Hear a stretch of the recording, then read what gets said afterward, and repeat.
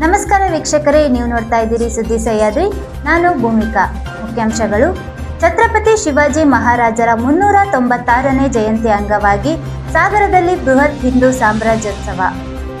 ಸಾಗರದ ಹೆಗ್ಗೋಡು ಚರಕ ಸಂಘದಿಂದ ನೈಸರ್ಗಿಕ ಹತ್ತಿ ಉತ್ಪನ್ನಗಳ ಪ್ರದರ್ಶನ ಹಾಗೂ ಮಾರಾಟ ಮೇಳ. ಇದೀಗ ವಾರ್ತೆಗಳ ವಿವರ.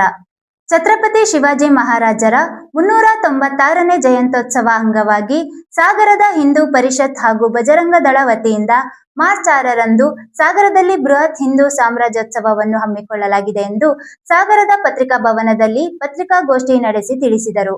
ಮಧ್ಯಾಹ್ನ 2:30ಕ್ಕೆ ಗಣಪತಿ ದೇವಸ್ಥಾನದಿಂದ ಆರಂಭವಾಗುವ ಶೋಭಾಯಾತ್ರೆ ನಗರದ ಪ್ರಮುಖ ಬೀದಿಗಳಲ್ಲಿ ಸಂಭ್ರಮದಿಂದ ಸಾಗಲಿದ್ದು, ವಿವಿಧ ಕಲಾ ತಂಡಗಳು, ಸಂಘಟನೆಯ ಕಾರ್ಯಕರ್ತರು ಹಾಗೂ ಸಾರ್ವಜನಿಕರು ಭಾಗವಹಿಸಲಿದ್ದಾರೆ.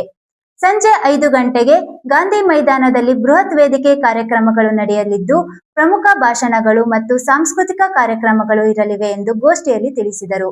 ಈ ಪತ್ರಿಕಾಗೋಷ್ಠಿಯಲ್ಲಿ ಸಂತೋಷ್ ಶಿವಾಜಿ, ಪ್ರಜಿತ್, ಮಂಜು ಗೌಡ, ದೀಪಕ್ ಗೌಡ, ಸೋಮ ಅಮಟೆಕೊಪ್ಪ, ಸುನಿಲ್ ರುದ್ರಪ್ಪ ಪಾಲ್ಗೊಂಡಿದ್ದರು.